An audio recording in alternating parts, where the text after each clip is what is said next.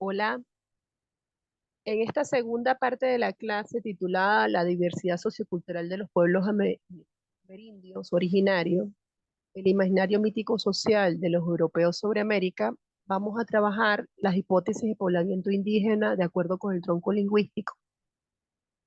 Después de esto vamos a abordar el imaginario mítico social de que se construyó sobre la diferencia, que nos va a dar pie para la próxima clase un poco discutir sobre los textos que ya les mandé a leer, ¿no? Les decía en la anterior clase que esta clase íbamos a trabajar la hipótesis de poblamiento indígena de acuerdo con los troncos lingüísticos, con los tres troncos lingüísticos principales, pues, o tiene más cantidad de hablantes, Arahuat, Caribes y Chiccha.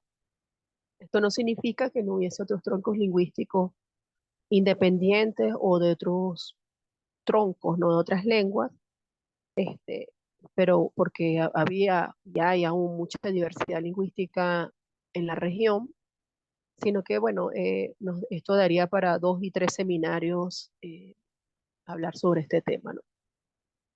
Vamos a hablar un poco del mapa de la expansión de los arawak. Tenemos acá en, en este mapa, ¿no? Hay una teoría de la aparición de una lengua proto-arawak. Cuando se habla de proto-arawak, proto-chiccha, es como el estadio, como la fase, como el, el- la lengua más antigua, ¿no? Como el tronco más antiguo de la lengua, ¿no? Y hay una hipótesis que hace 4.500 a 5.000 años antes del presente, en lo que sería, voy a leer, donde nacen los ríos Ucayali, Madre de Dios, que son afluentes del Amazonas, en lo que sería la vertiente andina oriental del sureste peruano, una zona limítrofe con la selva brasileña, pues surgieron estos grupos de lengua proto-arahuac, ¿no? Y que sería como un primitivo tronco lingüístico protoecuatorial. No voy a, digamos, expandirme en esto, sino lo que me interesa es que ustedes sepan que hubo una expansión de estos grupos proto-arahuac.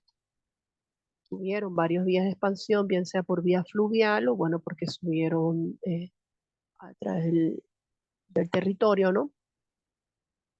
Y en el caso de Venezuela se asentaron, pudieron haber entrado por la zona sur central, es decir, el sur de hoy de Venezuela, ¿no? O por la zona de lo que sería hoy la Sierra de Perijá, al lado de Colombia, ¿no?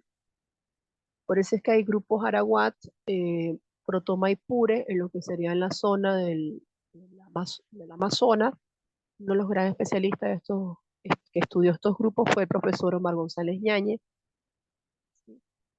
Eh, pero hay otros grupos arahuat que subieron por esta zona occidental, llegaron a la Sierra de Perijá y ahí tenemos pues a los grupos indígenas Wayuu, conocidos como Guajiros, quienes hablan el Wayunaiki, los Añú en la laguna de Sinamaica, los mismos caquetíos,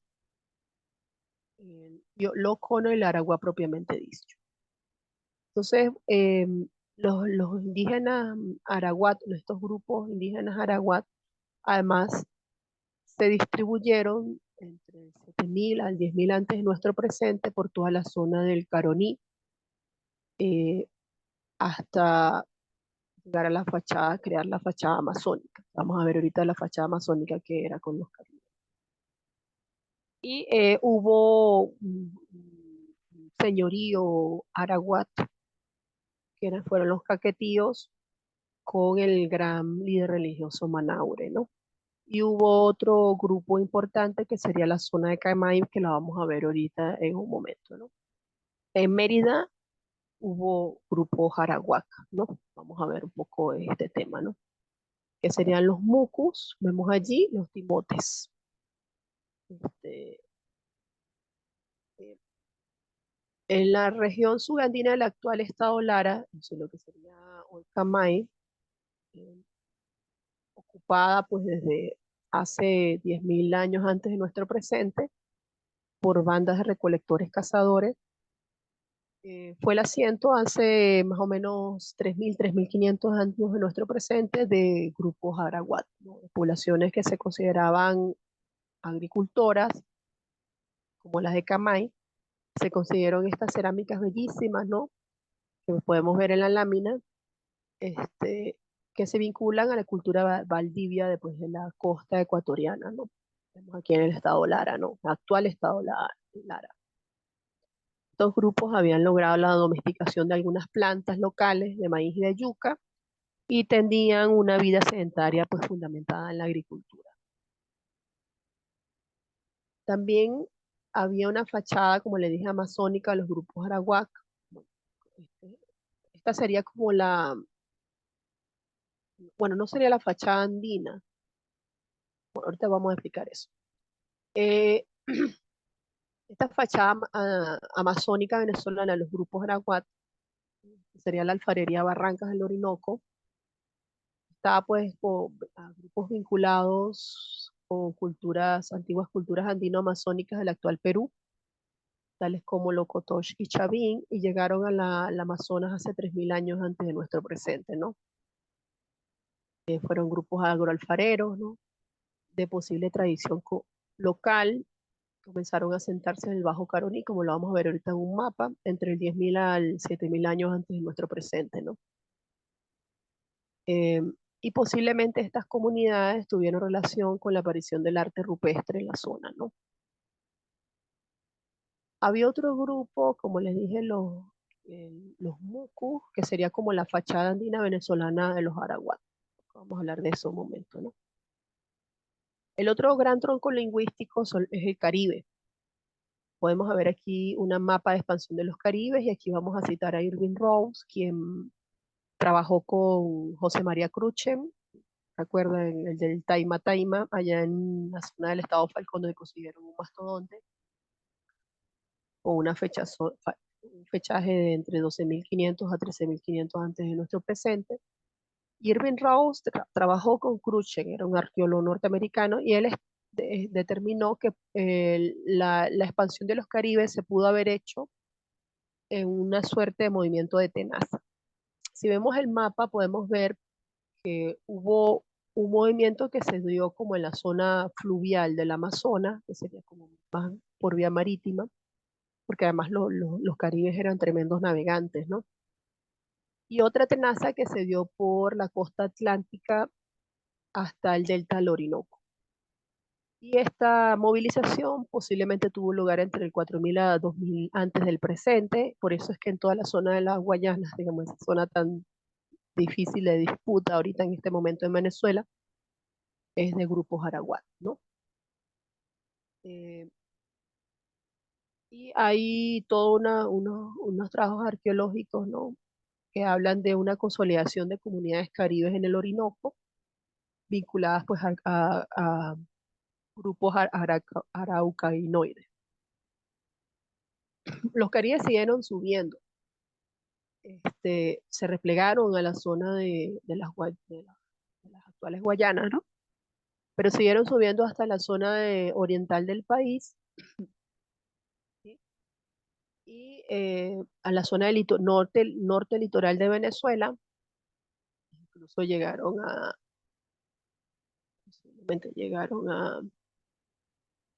estado Zulia, ¿no? Y siguieron subiendo. Ellos dominaron todas las Antillas. De hecho, el mar se llama el Mar Caribe porque eran tremendos navegantes. Hay una hipótesis que plantea, eh, si mal no me bueno, que se plantea en la antropología que el origen de la serpiente mítica mexicana tiene origen amazónico. Es una hipótesis difusionista, ¿no? Debido a esta expansión de los Caribes, hubo un repliegue de los grupos arahuacos. De hecho, el mito de origen de los Caribes eh, es exógamo, es decir, ellos se casan con mujeres de otros grupos indígenas, sobre todo arahuacos. Y el mito de creación de los Caribes, la mujer es arahuaco. es de una serpiente, después podemos conversarlo en la próxima clase, ¿no? Vemos aquí un mapa de los señorías Caribe. Podemos ver acá Barrancas del Orinoco, que es la fachada amazónica de la cual le hablaba. O se le llaman en los documentos históricos Ullapari, entre 12.000 y 15.000, que tenían entre 12.000 y 15.000 habitantes.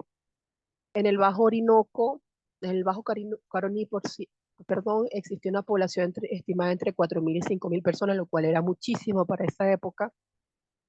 Y en esta zona, como que sería la fachada amazónica, estaban los jefes guerreros Quiraguaré, Tarícura y Yaguaría. Había otro señorío caribe cuyo centro ceremonial, posiblemente, o centro, fue el lago de Valencia, ¿no? Y que dominó pues la costa centrooriental, las islas del frente, serían dependencias federales y mucho más allá, ¿no? Y la cuenca del Orinoco. Aquí los jefes guerreros eran los Huaycaipuro, Paramaconi y Terepaima. Ojalá que alguno de ustedes se anime a recrear alguna obra de César Rengifo para la obra dramatizada. Pero antes de seguir acá con los chichas, quiero decirles que eh, los grupos caribes que subieron se consideraban los grupos arawak, que eran más antiguos, ¿sí? Y se mezclaron. Como les dije, el mito de origen caribe es exógamo, busca a sus mujeres fuera del grupo, ¿no? Y es lo que se llama, pues, la fachada caribe venezolana. Los caribes fueron muy importantes en la guerra, en la resistencia ante los conquistadores europeos, porque ellos establecieron alianzas, sobre todo con los piratas franceses e ingleses que incursionaban en la zona del Orinoco, ¿no? Y bueno, mantuvieron como una ruta comercial muy importante, hacían intercambios muy, muy interesantes, ¿no? El grupo de los, el mapa de migración de los grupos Chiccha, siempre se pensó por esta idea de los grandes imperios, que fue la migración Chiccha de sur a norte, por el imperio inca, ¿no? Pero se descubrió a través de antropología lingüística, especialmente los estudios de constela humana de Costa Rica, que la migración Chiccha, que existía un proto Chiccha en la zona, digamos, entre Honduras, Nicaragua, Costa Rica, y que hubo una expansión del Chiccha hacia el norte y otra expansión hacia el sur. Y hacia el sur hablamos de, digamos, de la zona de Colombia, de que se bajó por Panamá, zona de Colombia, y después llegó a Perú, Bolivia, bueno, todo esto que conocemos, pero también hubo una expansión hacia la zona de la Sierra de Perijá. Por eso es que en la zona de Sierra de Perijá conseguimos un grupo chicha, que son los barí, que tienen lengua chicha. Y bueno, toda la zona de la Sierra Nevada de Santa Marta también, sí, el norte de Santander. Aquí podemos ver un mapa de los grupos indígenas de Mérida, ¿no? Y además que este mapa viene a plantear lo que indica Jacqueline Clarac de Briceño, la profesora lamentablemente falleció el año pasado, de lo sesgado que pueden ser los estudios solamente basándose en troncos lingüísticos. Sin embargo, les voy a explicar que los trabajos arqueológicos en la zona, es decir, en el estado de Mérida, han determinado que hubo dos migraciones probadas, digamos, con cultura material, que fue una migración de los Arahuat desde Lara y Trujillo, y podemos ver aquí pues todos los espacios, digamos, los círculos rojos de todos los sitios arqueológicos excavados que son Arahuac, que tienen enterramiento y formas de enterramiento Arahuac, y algunos sitios ofrenda de los mucus, que lo determina la profesora Jacqueline, y los estudios pues también arqueológicos, y bueno, recuerden que los mucus eran Arahuac, Timotes, ¿no? Mucuchíes, Mucurubás, Cahuay, San Jerónimo, Tabay, todo en esta zona hay contextos arqueológicos Arahuac, ¿no? Y posiblemente hubo una expansión de grupos arahuat de, de la zona del Táchira hacia subiendo por el Valle del Mocotí, es decir, por bailadores, estanques, etcétera. Sin embargo, hay sitios excavados que son Chicha, La Matica, Chiguará, es decir, esta zona, ¿no? Y también hay grupos Chicha que bajaron de la zona de la Sierra de Perijá y se pueden conseguir sitios chichas en Caño Zancudo y bueno, como ya les dije, en Chiguará. Y hay una posible migración de sitios arqueológicos arahuat que haya sido por los pueblos del sur, es decir, Santa María de Caparo, Guaymaral, Canaguá, Guaracas, Bailadores, ¿no? La profesora Jacqueline, un poco antes de pasar a las áreas culturales de Miguel Acosta Sainz, eh, indica que posiblemente los grupos arawak que estaban asentados en la zona recibieron los grupos chicha, ¿sí? Y a pesar de que hablaban lengua chicha, es decir, perdón, que había grupos chicha antes de la entrada de los arawak. Y cuando llegaron los arawak, consiguen los europeos es a grupos hablantes arawak, pero que tenían, digamos, rasgos culturales o cultura chicha. Esto es muy interesante porque ella indica que eh, pudo existir cultura chicha sin lengua chicha, eh, y que al afirmar esto podemos ver mejor en los análisis que se hacen, u explicar mejor o apreciar mejor la expansión de los grupos chicha. ¿Por qué? Porque ella dice que se ha relacionado cultura con lengua en los estudios que se han hecho hasta los momentos. Y posiblemente haya grupos que tengan una lengua determinada en este momento, que tengan cultura, vamos, mezcladas o de los mismos contactos culturales entre ellos, ¿no? Entonces, debido a esta situación, pone en tela de juicio o nos llama a ir más allá de los estudios de los troncos lingüísticos para ver la complejidad de las relaciones, de las interrelaciones entre los grupos indígenas, ¿no? Antes del contacto europeo, de las poblaciones antes del contacto, ¿no? Eh, Ella pone un ejemplo que los grupos Yucpa, que están en la Sierra de Perijá, en este momento en el estado Zulia, tienen lengua caribe sin ser de cultura caribe. Miguel Acosta Sainz, que es el primer antropólogo profesionalizado de Venezuela, él habla de áreas culturales de Venezuela, en etnología antigua de Venezuela. Entonces habla de de las áreas de la costa caribe y caribe occidental, de la área Arawak occidentales, que sería la zona de Falcón, donde estaba el Diao Manaure, ese líder religioso tan importante, que además fue líder religioso en algunas zonas de las Antillas, el centro de Venezuela, de lo que hoy sería Venezuela, hasta llegar al Apure, ¿no? La área de los Irajaras, que son los grupos indígenas guerreros que vamos a ver en el libro Encuentros en la Serranía de Trujillo, que vamos a ver en la próxima clase, y el área de la Guajira, el lago Maracaibo, el área de los Andes, el área de los Otomacos, Guaymas y Taparita, y parcialmente los Yaruro, que serían como la zona apureña, el área de la Guayana, que son Arahuat, y el área de los recolectores, que viene siendo el centro oriente del país, ¿no? Podemos ver una distribución del arte rupestre. Este, en Venezuela vemos que la mayor cantidad de arte rupestre lo ubicamos en el sur de Venezuela y sobre todo en el complejo del lago de Valencia, ¿no? También hay arte rupestre en la zona del Piedemonte de Barinas y por supuesto también perdón, en Mérida, en Táchira. Entonces, ¿qué consiguieron los españoles cuando llegaron a Venezuela en el siglo XVI? Lo que vamos a ver en los relatos de los cronistas de India, especialmente de Fray Pedro de Aguado, Fray Juan de Castellano, Galeotto 6, les pedí que leyeran la introducción del libro de Galeotto 6. encuentro en la Serranía de Trujillo, la profesora Jacqueline Clara y Miguel Ángel Rodríguez Lorenzo recrean un paisaje, una parte del fragmento del poema de Fray de Juan de Castellano, Elegía de Varones Ilustres, ¿no?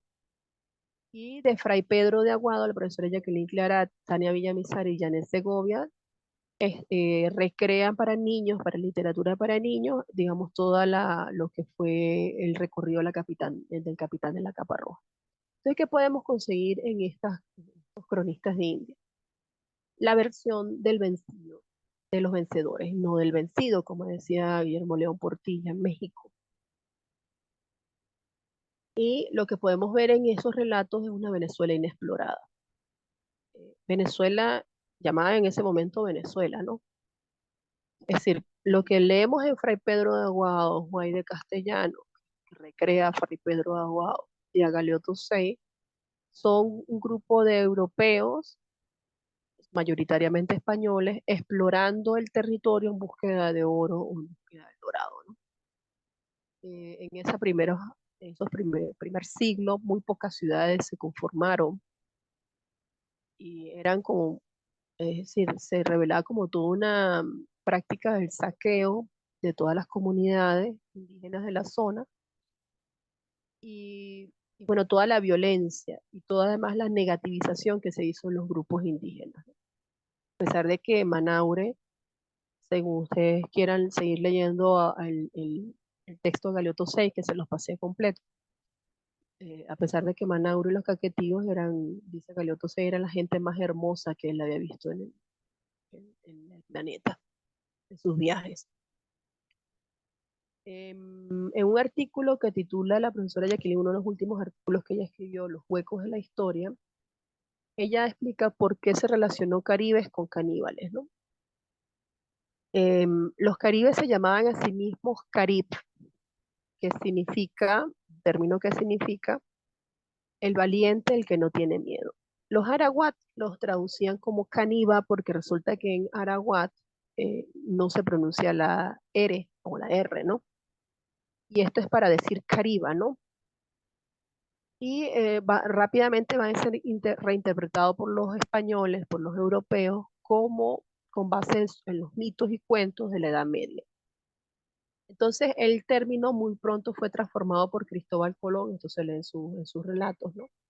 Con base en la obra de Plinio, que fue un autor eh, eh, griego, romano, perdón, un autor romano, que escribió en latín, este, que espantó pues a los europeos medievales con esas figuras de seres perros, ¿no?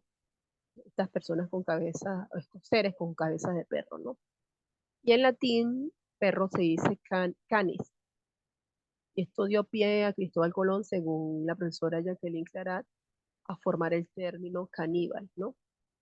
Y que tenía, por supuesto, gustos antropófagos, término pues que ya existía en griego.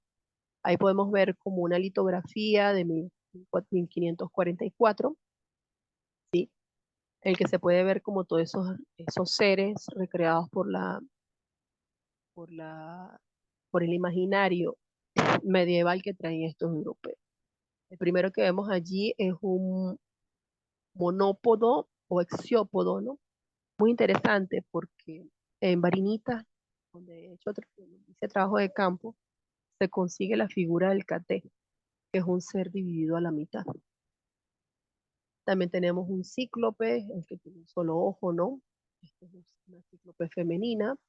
Los siameses, el blemio, que es muy utilizado en los mapas de este proceso de conquista.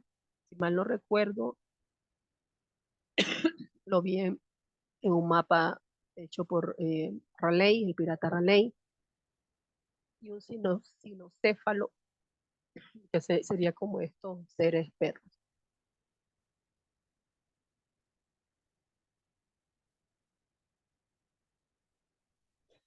Entonces vemos una recreación de estos seres míticos de la Edad Media a estos seres, cómo se interpreta la otredad, perdón, cómo se construye la alteridad. Y para cerrar, vamos a retomar unas conclusiones de una ponencia titulada Imágenes y signos de otra edad de los caníbales terroríficos a nuestros cuerpos mestizos, de Maura Briguente. Entonces ella dice cómo se construye la diferencia en el encuentro y desencuentro con el otro. Entonces, cómo se representa el indio,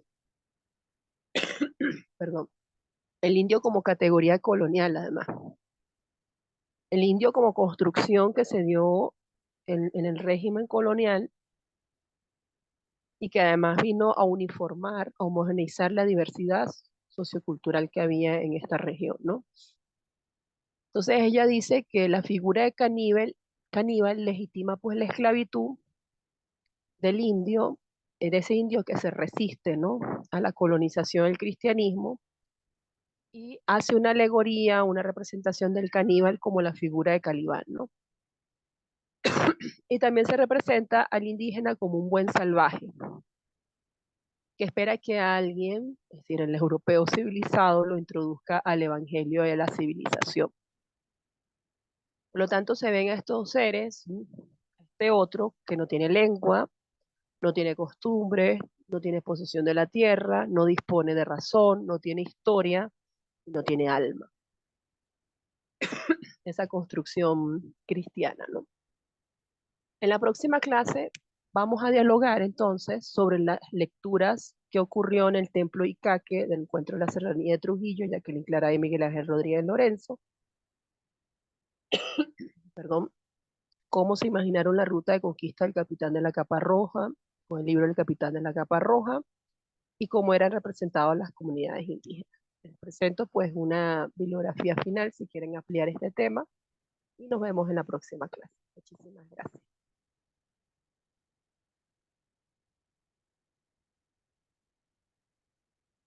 Chao.